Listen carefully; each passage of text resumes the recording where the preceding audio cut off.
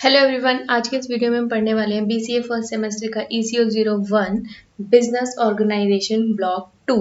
ठीक है, अभी तक हमने ब्लॉक 1 के सारे टॉपिक कवर कर लिए हैं। ब्लॉक 2 का ये है, इसका नेम है फाइनेंशिंग ऑफ बिजनेस यूनिट 5। ठीक है, तो यूनिट 5 क्या नेम है? Method of raising finance. ठीक है, कि आप अपने फाइनेंस को किस तरह से बढ़ा सकते हो, वो सब हम इसके अंदर सीखेंगे। किस तरह का कैपिटल स्ट्रक्चर होता है, या सबसे पहले तो हमें ये जानना होगा कि हमें फाइनेंस की ज़रूरत क्यों पड़ती है, क्या नीड है, क्या इम्पोर्टेंस है फाइनेंस की हमारे बिजनेस के अंदर। ठीक है, उसके बाद में हम देखेंगे टाइप ऑफ फाइनेंशियल नीड्स, कि फाइनेंशियल नीड जो होती हैं वो कितने टाइप की होती है। ठीक है, उसके बाद है कैपिटल स्ट्रक्चर कैसा होता है। फिर मेथड्स ऑफ रेजिंग कैपिटल, कुछ रेजिंग कैपिटल के मेथड होते हैं कि किस किस तरह से आप अपनी कैपिटल को बढ़ा सकते हो। ठीक है, तो स्टार्ट करते हैं। Need for an importance of finance, तो आप सभी को पता है, ठीक है, कि जब भी आप किसी भी बिजनेस को, किसी भी बिजनेस एक्टिविटी को करना चाहते हो, तो सब में आपके पास पैसा होना कंपलसरी है। बिना पैसे के आप कोई भी बिजनेस स्टार्ट नहीं कर सकते हो। बिकॉज क्योंकि आपको मशीनरी परचेज करनी पड़ेगी, आपको बिल्डिंग परचेज करनी पड़ेगी, आपको रॉ मटेरियल परचेज करना पड़ेगा, आपको क्या पता गुड्स परचेज करने पड़े। ठीक है, पर करने पड़ेंगे। ठीक है, एम्प्लॉयमेंट रखनी पड़ेगी, तो उसके लिए भी आपको पे करना पड़ेगा सैलरी या फिर वेजेस।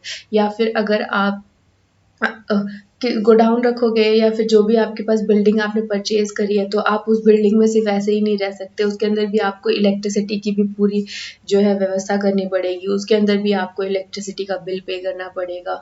वाटर भी चाहिए, तो वाटर की सप्लाई भी कंपलसरी है, उसके लिए भी आपको पे करना पड़ेगा, क्योंकि आप ऐसे ही वहाँ पर ऐसे ही पूरे दिन नहीं रह सकते हो। ठीक है, तो इन सब चीज़ों के लिए हमें अलग अलग तरह के बिजनेस में किस टाइप का बिजनेस करें, उसके ऊपर डिपेंड करता है कि कितना किस लिए मनी रिक्वायर है। ठीक है, तो पहले देखते हैं केस ऑफ मैन्युफैक्चर। तो मैन्युफैक्चर के केस में देखो, आपके पास क्या है, आपको किसी सामान को बनाना है, ठीक है, मैन्युफैक्चर करना है, तो आपको उसमें किस किस चीज़ों की ज़रूरत पड़ेगी। मशीनरी की ज़रूरत पड़ेगी, रॉ मटेरियल की ज़रूरत पड़ेगी, रॉ मटेरियल से ही आप जो है वो फिनिश गुड बनाओगे।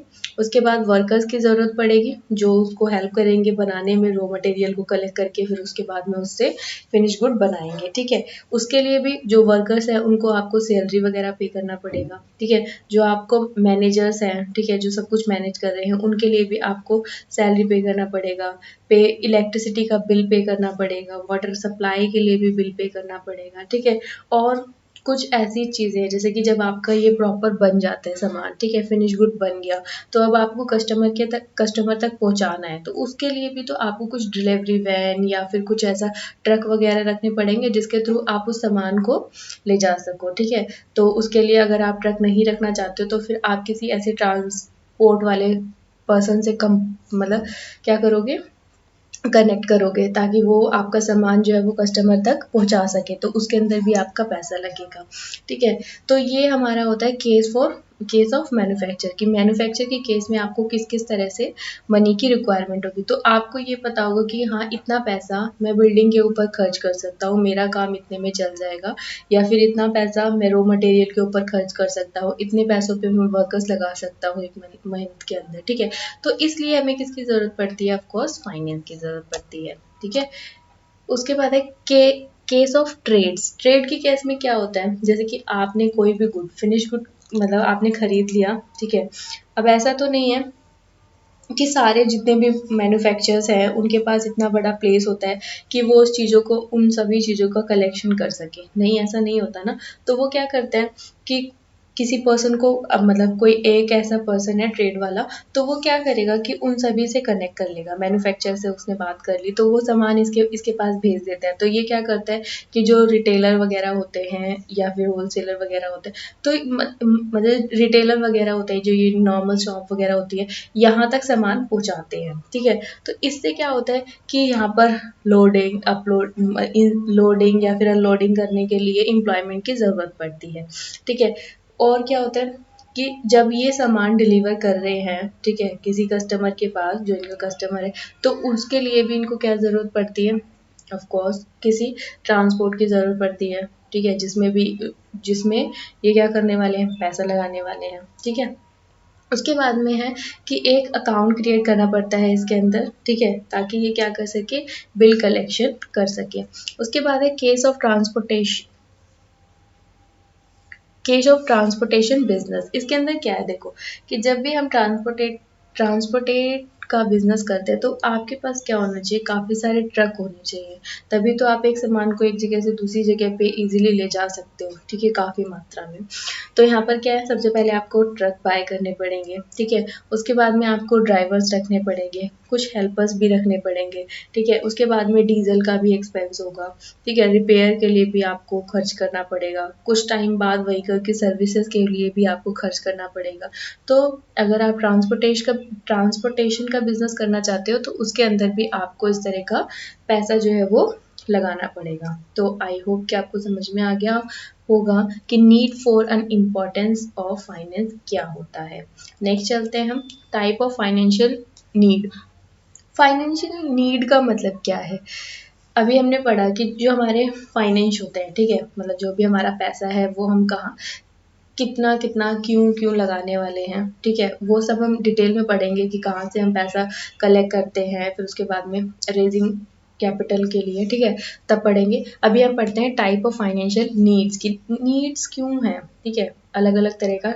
एक तो होता है हमारे पास फिक्स कैपिटल, एक होता है हमारे पास वर्किंग कैपिटल। तो फिक्स कैपिटल की नीड क्यों पड़ती है आपको, फिक्स कैपिटल फाइनेंस की नीड क्यों पड़ती है, क्योंकि देखो सभी तरह का बिजनेस है, अब आपने बिजनेस में इन्वेस्ट करना है, ठीक है, ऐसी एसेट्स खरीदनी है जो काफ़ी लंबे टाइम तक आपके पास रहे, कम से कम 5 साल तक तो रहे, 5 साल इनका फिक्स पीरियड मान लिया जाता है, ठीक है, तो इनको हम लॉन्ग टर्म कैपिटल भी कहते हैं, ठीक है, ये क्या है आपके पास परमानेंट है, काफ़ी टाइम तक आपके पास लॉन्ग पीरियड तक चलने वाली है, ठीक है, जैसे कि क्या क्या है ये, लैंड है, बिजनेस है, मशीनरी है, इक्विपमेंट है, फर्नीचर है, ये सारी चीज़ें, ठीक है। तो ये क्या है, अगर आपने एक बार लैंड के ऊपर या फिर आपने अगर कोई बिल्डिंग परचेज कर ली है, ठीक है, उसके ऊपर आपने पैसा लगा दिया या फिर आपने मशीनरी परचेज कर ली, तो क्या आप मशीनरी को आराम से लिक्विडिटी में कन्वर्ट कर सकते हो, लिक्विडिटी का मतलब कि आप उसको कैश में कन्वर्ट कर सकते हो, नहीं, अगर आप उस बिल्डिंग को बेचना चाहते हो तो आपको काफ़ी ज़्यादा टाइम लगेगा, ठीक है, उस बिल्डिंग को बेचने में या फिर उस मशीनरी को बेचने में, ठीक है। तो यहाँ पर क्या है, फिक्स कैपिटल को आप लिक्विडिटी में कन्वर्ट जल्दी से नहीं करा सकते हो, ठीक है। और फिक्स कैपिटल क्या होती है, काफ़ी ज़्यादा कॉस्टली होती है, जैसे कि अगर आप मान लो बिल्डिंग की बात करो तो बिल्डिंग क्या है, काफ़ी महंगी मिलती है, मशीनरी महंगी मिलती है, पर जैसे ही महंगी मिलती है उतने टाइम तक भी आपके बिजनेस के अंदर ये रहती है, तो इसलिए हम इसको फिक्स असेट्स या फिर फिक्स कैपिटल बोलते हैं। नेक्स्ट है हमारा वर्किंग कैपिटल। वर्किंग कैपिटल कौन सी होती है, जैसे कि आपका नॉर्मली जो एक टाइम के बाद आपको करना ही करना है, डे टू डे लाइफ मान लो, या फिर एक 6 महीने बाद, 3 महीने बाद, 1 महीने बाद, वो चीज़ आपको करनी ही करनी है 1 साल के अंदर अंदर, ठीक है। जैसे कि आपको वेजेस पे करना है, रेंट पे करना है, सैलरी पे करनी है, इलेक्ट्रिसिटी का बिल पे करना है, ठीक है, तो रिपेयर्स में जो है वो आपको पैसा लगाना है, एडवर्टाइजमेंट में है जो वो आपको पैसा लगाना है, रॉ मटेरियल परचेज करना है उसके लिए पैसा लगाना है, तो वो सब क्या है, आपकी वर्किंग कैपिटल है, ठीक है। तो इसको हम लिक्विडिटी में आराम से कन्वर्ट कर सकते हैं, जैसे कि अगर आपके पास गुड्स है तो आप उनको बेचोगे, ठीक है, बेचोगे या फिर आपने उसको क्रेडिट पे भी बेचा है तो आपका क्या है, वो पर्सन जो है डेटर, ठीक है, वो 1 महीने बाद, 2 महीने बाद, 3 महीने बाद, मतलब वो आपका पैसा जो है वो लौटा देगा, ऐसा तो नहीं 5-6 साल तक के लिए आपका पैसा लेकर बैठ गया, नहीं, ठीक है। तो यहाँ पर क्या है, जो भी आप परचेज कर रहे हो उसको आप लिक्विडिटी में आराम से कन्वर्ट करा सकते हो, ठीक है। तो वर्किंग कैपिटल आपको समझ में आ गया होगा, ठीक है।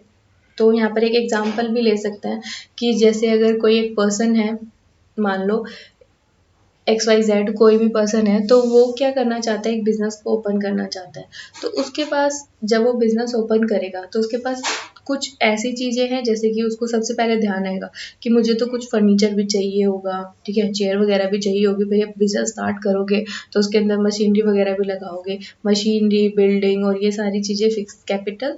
और जैसे कि रॉ मटेरियल हो गया या फिर जो आप एम्प्लॉय रख रहे हो उसको आप सैलरी पे कर रहे हो, वेजेस पे कर रहे हो, रेंट का खर्चा है, ठीक है, ये सब क्या है कि आपकी वर्किंग कैपिटल है। ठीक है, आई होप कि आपको ये दोनों चीज़ समझ में आ गई होगी। तो वीडियो अच्छा लगा हो तो वीडियो को लाइक करें, शेयर करें, कमेंट करें। अगर आपको कोई भी सजेशन या फिर आपकी कोई भी क्वेरी है, सब्सक्राइब करें चैनल को ताकि और भी इन्फॉर्मेटिव वीडियोस मिल सके। Thank you for watching.